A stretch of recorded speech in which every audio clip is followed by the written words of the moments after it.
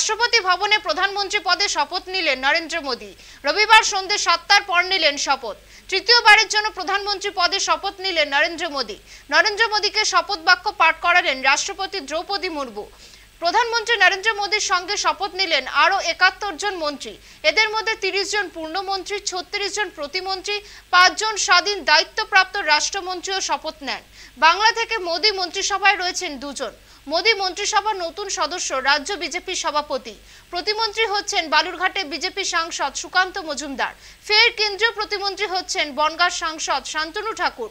মোদীর শপথ গ্রহণ অনুষ্ঠানে বাংলাদেশের প্রধানমন্ত্রী শেখ হাসিনা, শ্রীলঙ্কার প্রেসিডেন্ট উপস্থিত ছিলেন। মালদ্বীপের রাষ্ট্রপতি সহ নেপাল, ভুটান, মরিশাসের প্রধানমন্ত্রীকেও আমন্ত্রণ জানানো হয়েছিল। রায়সিনা হিলসে আয়োজিত শপথ গ্রহণ অনুষ্ঠানে ছিলেন মুকেশ আম্বানি, রজনীকান্ত, শাহরুখ খান সহ আরও অনেকে।